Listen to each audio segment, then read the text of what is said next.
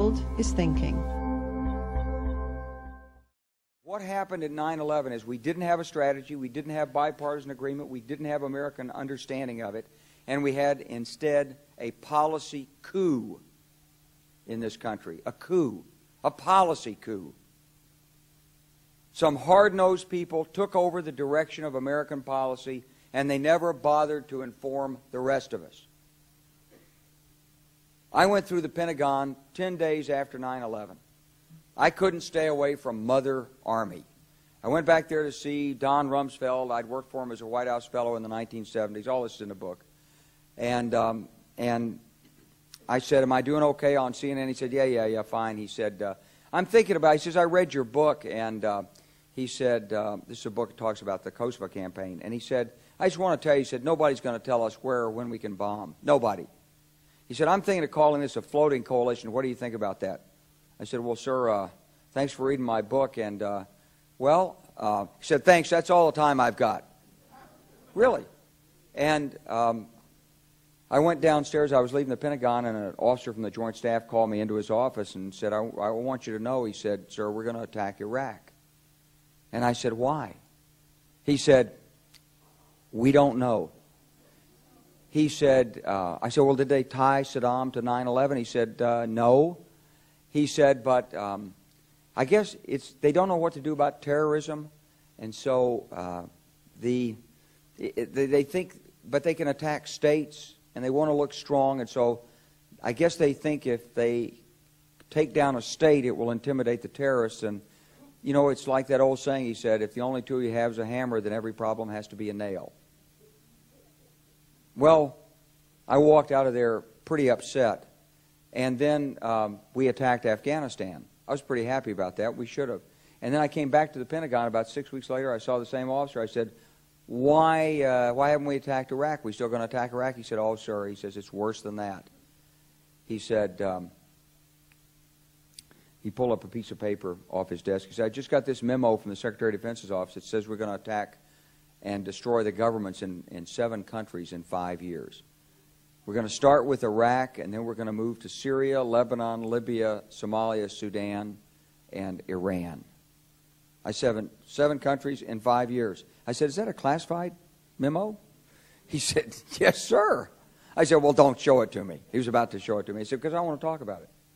And I sat on this information for a long time, for about 6 or 8 months. I was so stunned by this, I couldn't begin to talk about it.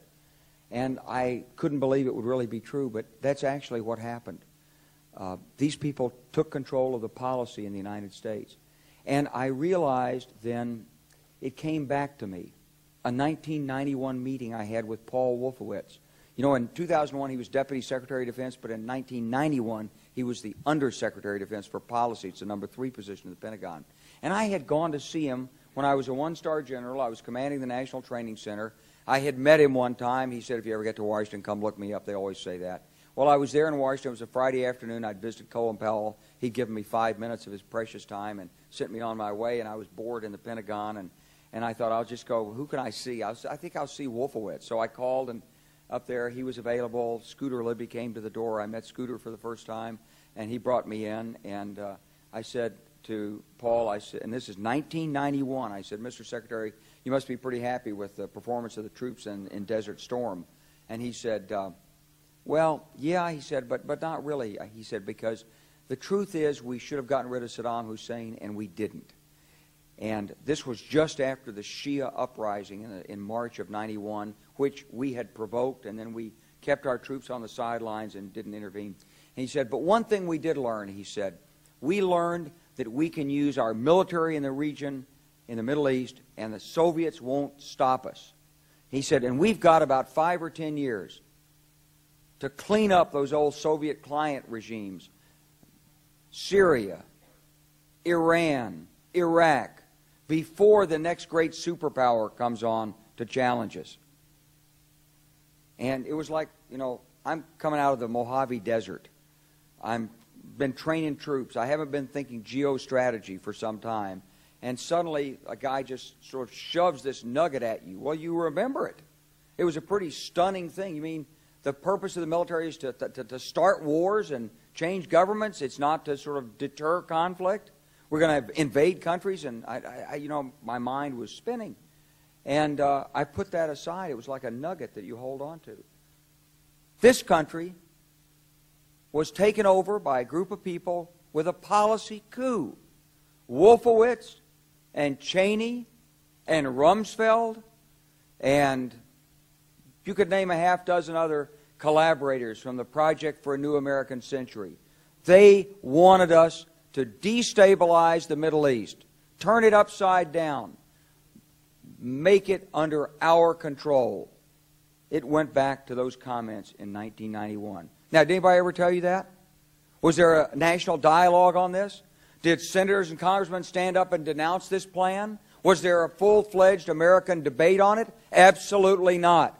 And there still isn't. And that's why we're failing in Iraq. Because Iran and Syria know about the plan. All you have to do is read the Weekly Standard and listen to Bill Kristol, and he blabbermouths it all over the world. Richard Pearl the same way. They could hardly wait to finish Iraq so they could move into Syria. It was like a laydown. Oh, our legions are going to go in there. This wasn't what the American people voted George Bush into office. Well, they didn't actually vote him into office, but it wasn't what many of the people who... It wasn't what he campaigned on. He campaigned on a humble foreign policy, the most arrogant foreign policy in American history. He campaigned on no peacekeeping, no nation building, and here he is with Afghanistan and Iraq. It's astonishing. So the root of the problem is not how many troops are in Iraq. Please believe me. Don't be mad, if you're a Democrat, at your Democratic congressman because they can't reduce the troops and frustrate the president. That's not the issue. And if you're a Republican, don't be mad at the Democrats because they're fussing with the troops. Whether you're a Democrat or a Republican, if you're an American, you ought to be concerned about the strategy of the United States in this region. What is our aim? What is our purpose? Why are we there? Why are Americans dying in this region? That is the issue.